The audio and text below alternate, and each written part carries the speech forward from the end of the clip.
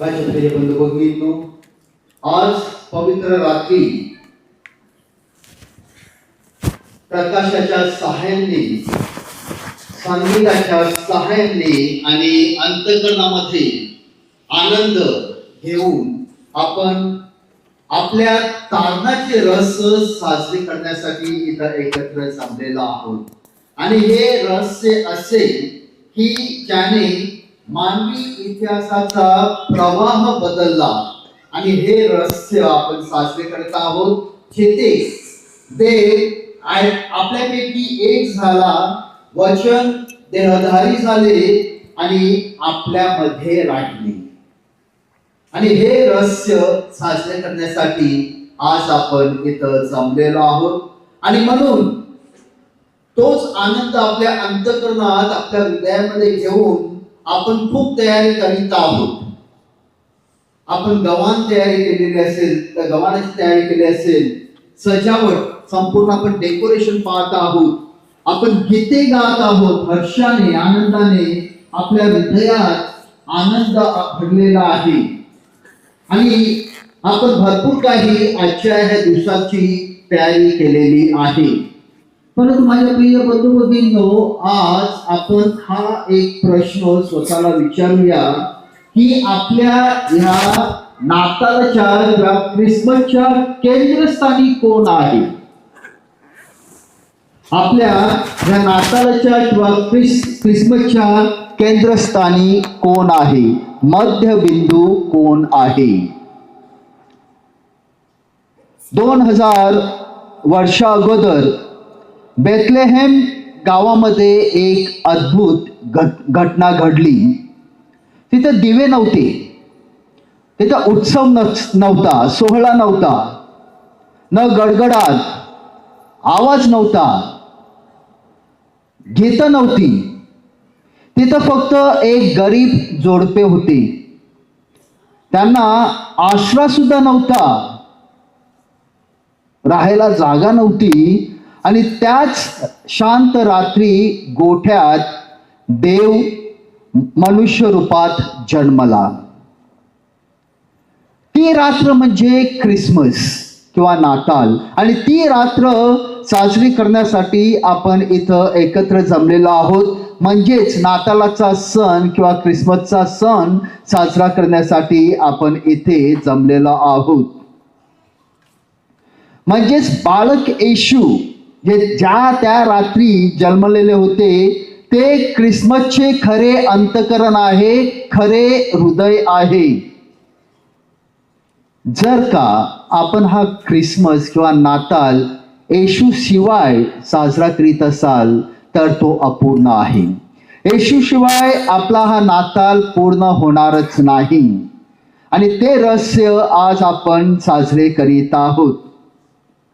माझ्या प्रिय बंधू भगिनींनो, आपण सर्वजण हे समजतो की ख्रिसमस किंवा नाताल म्हणजे सर्वप्रथम सजावट करणे, डेकोरेशन करणे, साफसफाई करणे, भेटवस्तू देणे, पार्ट्या साजरा करणे, उत्सव साजरे करणे. पण हा सर्वप्रथम ख्रिसमस नाही माझ्या प्रिय बंधू भगिनींनो. तर ह्या सर्व गोष्टी आपल्याला जर का त्या गोट्याकडे घेऊन जात असतील, त्या बाल येशू ख्रिस्ताकडे जाऊन घेत असतील तरच त्या सर्वांना अर्थ आहे, नाहीतर या सर्वांना अर्थ नाही. माझ्या प्रिय बंधू भगिनींनो, जर का आपण ख्रिसमस मधून ख्रिस्त काढून घेतला तर तो ख्रिसमस अर्थहीन आहे, त्याला काही अर्थ नाही. हे समजणं खूप गरजेचं आहे. आणि जर का आपण ख्रिसमस मधून ख्रिस्त काढला तर आपल्यासाठी किंवा आपल्या समोर राहतो तो फक्त गोंगाट. एक उत्सव आहे पण तो सुद्धा आनंदाशिवाय. एक प्रकाश आहे पण तो उभेशिवाय. आणि म्हणून आपल्या प्रत्येकासाठी जे आनंदाचे खरे कारण आहे किंवा आपल्या अंतःकरणामध्ये, आपल्या हृदयामध्ये जे खरा आनंद मिळत असतो ते खरं कारण म्हणजे बाल येशू.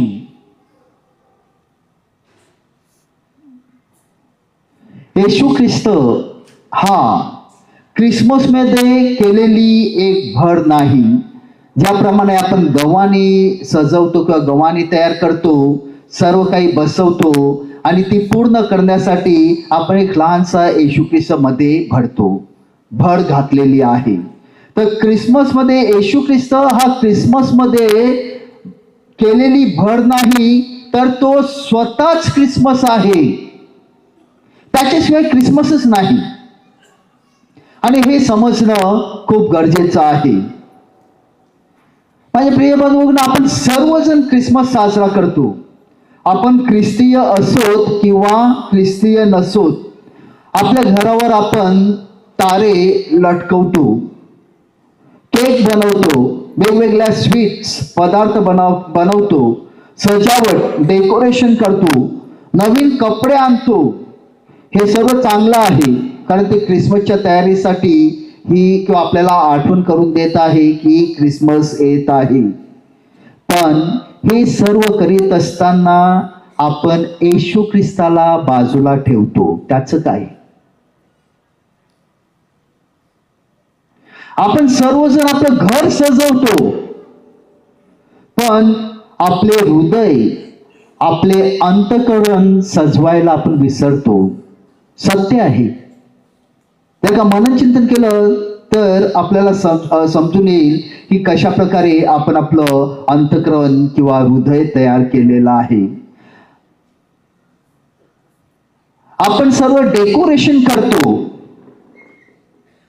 गव्हाण बनवतो, क्रिसमस ट्री बनवतो, सांता क्लॉज सजवतो, परंतु येशू ख्रिस्ताशी बोलण्यासाठी आपल्याकडे वेळ नसतो.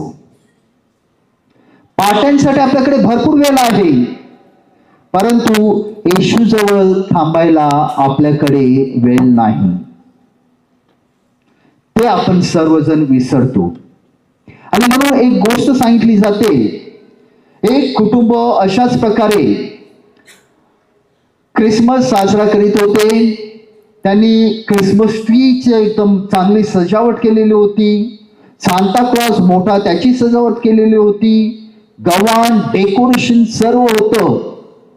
आणि ख्रिसमसच्या दिवशी ते एक परंपरा होती त्या घरामध्ये की सर्वांना ते गिफ्ट द्यायचे आणि ती सर्व गिफ्ट ते ख्रिसमस ट्री आहे त्याच्या खाली ठेवायची. आता त्या कुटुंबामध्ये आई वडील, त्यांचा एक मुलगा आणि एक लहानशी मुलगी होती 5 वर्षाची. ख्रिसमसची गाणी गायले, ते कॅरल्स गायले. त्याच्यानंतर ते ख्रिसमस ट्रीच्या खाली जी गिफ्ट्स होते ते एकमेकांना ते देत असत. आणि त्या लहान मुलीला सर्वात मोठं गिफ्ट भेटलेलं होतं, ते ठेवलेलं होतं. ते त्या मुलीने ते गिफ्ट घेतलं, परंतु तिच्या चेहऱ्यावर तो आनंद नव्हता. ती घरामध्ये जाते, प्रत्येक रूम मध्ये जाऊन प्रत्येक कोपऱ्यामध्ये काहीतरी शोधत असते. बाहेर येते, क्रिसमस ट्री, सांता क्लॉज हे सर्व असं डेकोरेशन असतं, ते सर्व ठिकाणी जाऊन ते काही ना काही शोधत असते. आणि हे पाहून तिचे जे आई वडील आहेत त्यांना आश्चर्य वाटतं की सर्वात मोठं गिफ्ट हिलाच लाभलेलं आहे, मग ही काय ती शोधत आहे, काय इतकी आनंदी नाही, Y she is not so happy. आणि मग तिचे आई वडील तिला थांबवतात आणि विचारतात, काय झालं, तुला तर तुझं बक्षीस मिळालेलं, मग तू काय शोधत आहे. आणि ती मुलगी, 5 वर्षाची मुलगी आपल्या आई वडिलांना सांगत आहे की आज आपण येशू ख्रिस्ताचा वाढदिवस साजरा करीत आहोत. आपण प्रत्येकाने आपापलं गिफ्ट घेतलेलं आहे. येशू ख्रिस्ताचं गिफ्ट कुठं आहे? ज्याचा आपण वाढदिवस साजरा करीत आहोत त्याचं गिफ्ट कुठं आहे? माझ्या प्रिय बंधू भगिनींनो, आपल्या प्रत्येक कुटुंबामध्ये हेच होत असतं.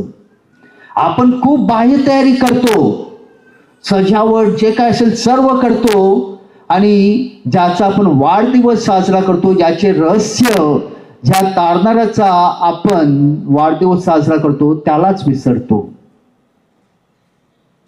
आणि जर का आपण येशू ख्रिस्ताला जर का विसरत असाल आणि हे सर्व जर का आपण करीत असाल, याला काही अर्थ आहे का?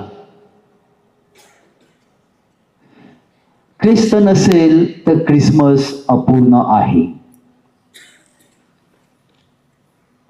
आणि या ख्रिसमसशी निगडीत आपले काही असे कॅरेक्टर्स आहेत. सांता क्लॉज, मुलांना आवडणारा त्यांचा एकदम फेमस. आपण कुठल्याही प्रोग्रामला गेलो किंवा ख्रिसमस प्रोग्रामला शाळेमध्ये आपण हे करतो, शेवट आपण सांता क्लॉजनेच करतो. सांता क्लॉजची एंट्री येते, तो गिफ्ट देतो, सर्व नाचतात गातात आणि आपण त्या प्रोग्रामची शेवट तिथं करतो. कॅरल्सला जातो तेव्हा सांता क्लॉजला साथ आपण सोबत घेऊनच जातो, तो नाचतो, सर्वांना आनंदी करतो. किंवा आता आपण पाहत आहोत त्या ख्रिसमसच्या दिवसामध्ये प्रत्येक शॉपमध्ये जाते, मोठमोठे शॉप्स आहेत, सांता क्लॉज मोठमोठे लावलेले आहेत, डेकोरेशन केलेलं आहे सांता क्लॉजचं. सांता क्लॉजच्या याच्यावर कॉम्पिटिशन होत आहे, कुणाचा सर्वात मोठा आहे, कुणाची चांगली एकदम सजावट आहे. परंतु तो सांता क्लॉज आला कुठून? ख्रिसमसचं आणि सांता क्लॉजचं काही नातं आहे की नाही? संत निकोलसच्या जीवनाने प्रेरित होऊन आपण सांता क्लॉज हे कॅरेक्टर निर्माण केलेलं आहे. संत निकोलसची उदारता, तो आपल्याला हा संदेश देत आहे किंवा त्याच्या जीवनात आपल्याला काय शिकायला मिळतं तर दयाळूपणा, दान धर्म, गरिबाबद्दलची चिंता. तो आपल्याला ह्याची आठवण करून देत आहे, देणे, वाहून घेणे, काळजी घेणे. आपण हे सर्व विसरतो आणि सांता क्लॉज कोण आहे ते आपल्याला माहिती नाही. पण सांता क्लॉज सर्व ठिकाणी आहे ख्रिसमस. आज सांता क्लॉजने येशू ख्रिस्ताची जागा घेतलेली आहे माझ्या प्रिय बंधू भगिनींनो. आणि जागा कोणी दिलेली आहे? आपण सर्वांनी, इथं उपस्थित असलेल्या सर्वांनी. येशू ख्रिस्ताची जागा आपण सांता क्लॉजला आज दिलेली आहे. समाजामध्ये, आपल्या स्वतःच्या जीवनामध्ये. आणि म्हणून सांगितल्याप्रमाणे आपण आज कुठल्याही शॉपमध्ये जाऊ तिथं सांता क्लॉजची पिक्चर आहेत, मोठमोठे डेकोरेशन्स आहेत. येशू ख्रिस्त आहे का त्यांच्यामध्ये? प्रश्न विचारा, येशू ख्रिस्त आहे का? येशू ख्रिस्त कुठं आहे?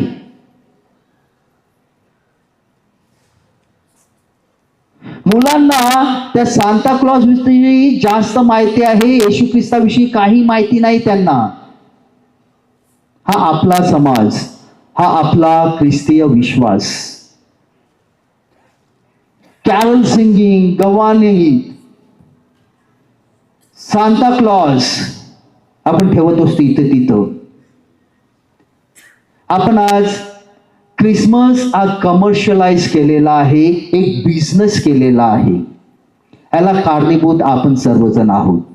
कारण आज सांता क्लॉजने येशू ख्रिस्ताची जागा घेतलेली आहे. सांता क्लॉजला आपण पुढं केलेलं आहे आणि येशू ख्रिस्ताला आपण आज विसरलेलो आहे. येशू ख्रिस्ताशिवाय पुन्हा एकदा सांगत आहे, आपला ख्रिसमस अपूर्ण आहे, अर्थहीन आहे.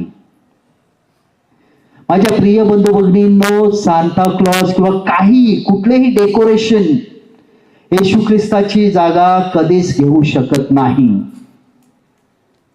सांता क्लॉज आपल्याला फक्त भेटवस्तू देतो.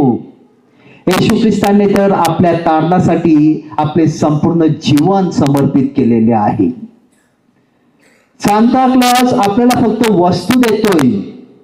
येशू ख्रिस्ताने आपल्याला प्रेम करण्यासाठी शिकवलेले आहे. आपल्यावर त्याने प्रेम केलेले आहे. आणि म्हणून हे सर्व सांता क्लॉज किंवा डेकोरेशन जे काही आहे ते फक्त चिन्ह आहे, तो आपला तारणहार नाही. आज आपण त्याला तारणहार केलेला आहे आणि येशू ख्रिस्ताला एक कुठेतरी लहानसं चिन्ह बनवलेलं आहे. आणि ही वास्तविकता आहे माझ्या प्रिय बंधू भगिनींनो, आपल्या जीवनामध्ये, आपल्या समाजामध्ये, आपल्या कुटुंबामध्ये. आणि कुठेतरी मला तरी वाटतं हे आपण बदललं पाहिजे. ही जी कल्पना आलेली किंवा कमर्शियलायझेशन झालेलं आहे ती कल्पना आपण कुठेतरी बदलून टाकली पाहिजे. Jesus Christ is the center of Christmas. Full stop. दुसरं काहीच नाही. आणि म्हणून जर का आपण आपल्या वास्तवाकडे पाहिलं, माझ्या प्रिय बंधू भगिनींनो, आपल्या समाजामध्ये किती फूट पडलेली आहे.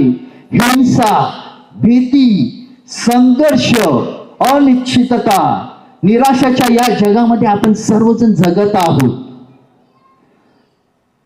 अनेक हृदये चिंताग्रस्त झालेली आहेत, तुटलेली आहेत. आपल्यासमोर तुटलेली नाते दिसत आहेत. आर्थिक समस्या, अडचणी आपल्यासमोर दिसत आहेत. आशेचे अभाव असलेले हृदय भरलेले आपण पाहत आहोत. वृद्धांना एकटेपणा येत आहे ते आपण पाहत आहोत. तरुण आहे त्यांना भविष्याची चिंता आपण पाहत आहोत. आणि या अशा जगातच येशू ख्रिस्त पुन्हा पुन्हा जन्म घेत आहे. माझ्या प्रिय बंधू भगिनींनो, 2000 वर्षा अगोदर येशू ख्रिस्ताने राजवाड्यामध्ये जन्म घेतला नव्हता, तर एका गोठ्यामध्ये त्यांनी जन्म घेतला होता.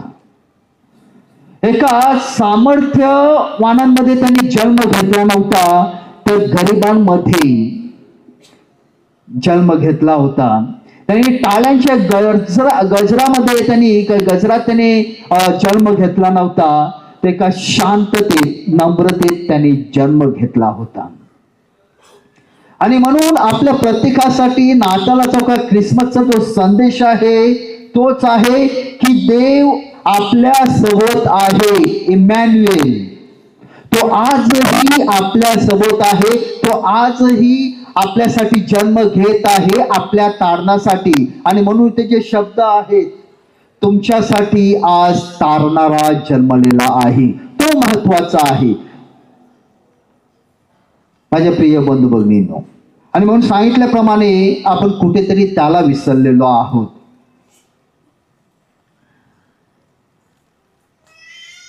गव्हाण आपण बनवत आहोत. आज धर्मसभा आपल्या प्रत्येकाला गव्हाण पाहण्यासाठी नव्हे, तर गव्हाण होण्यासाठी आमंत्रित करत आहे. हे गव्हाण आहे, त्याचा सुद्धा खूप सुरेख असा अर्थ आहे. आणि आज तुम्हाला सांगू इच्छित आहे, आपण गव्हाण बनवतो, डेकोरेशन करतो, सर्वजण पाहायला येतात, त्याच्यावर आपण कॉम्पिटिशन, कुणाची गव्हाण सर्व महत्वाची आहे, टाळ्या वाजवतो, फर्स्ट प्राइज देतो आणि सर्व विसरतो की गव्हाण काय आहे. गव्हाण आपल्याला काय शिकवते? गव्हाण सर्वात प्रथम आपल्याला नम्रता शिकवते. मेंढपाळ, ते ठेवलेले मेंढपाळ आहेत, ते आपल्याला साधेपणा आणि विश्वास शिकवत आहेत. मरिया आणि योसेफ आपल्याला आज्ञाधारकपणा आणि श्रद्धा शिकवत आहे. आणि बाळ येशू आपल्याला प्रेम शिकवत आहे. इतरांसाठी समर्पित केलेले प्रेम ते शिकवत आहे. तो संदेश, तो ख्रिसमसचा, तो नाताळाचा संदेश घेऊन प्रभू येशू ख्रिस्त आज आपल्या अंतःकरणामध्ये येत आहे. आणि म्हणून सांगितल्याप्रमाणे आपल्याला गव्हाण पाहण्यासाठी नव्हे, तर गव्हाण होण्यासाठी आज आपल्याला आमंत्रण देत आहे. आणि म्हणून आपण पुन्हा एकदा आपल्या जीवनाद्वारे येशू ख्रिस्ताला जिवंत करू शकतो किंवा जन्माला घालू शकतो. आपल्या घरामध्ये एकमेकांना क्षमा करून, क्षमेतून, आपल्या प्रेमातून, आपल्या संयमातून आपण येशूला जन्म घेण्यास सांगू शकतो.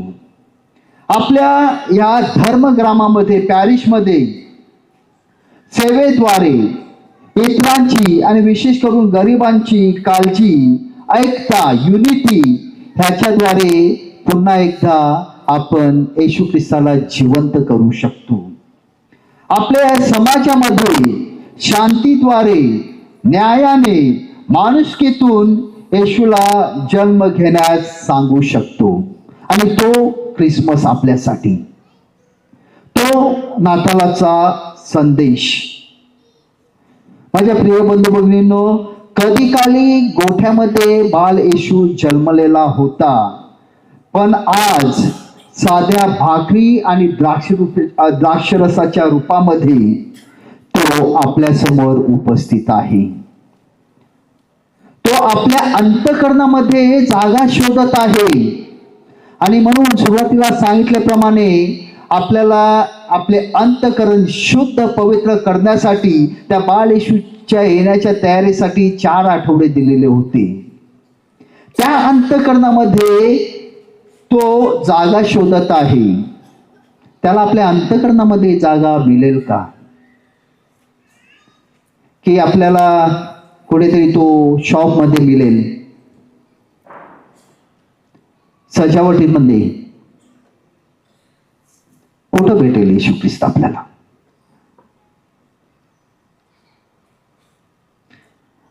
म्हणून आज आपण हा नाताळ साजरा करीत असताना, ख्रिसमस साजरा करीत असताना येशू ख्रिस्त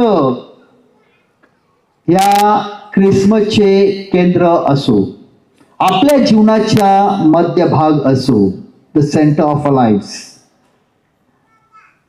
त्याचे अस्तित्व आपल्या जीवनाद्वारे आपण प्रतिबिंबित करावे म्हणून प्रार्थना करूया. आशा, करुणा, प्रकाशाच्या लोकांमध्ये रूपांतरित आपल्या प्रत्येकाला करूत, ही आपली प्रार्थना असायला हवी.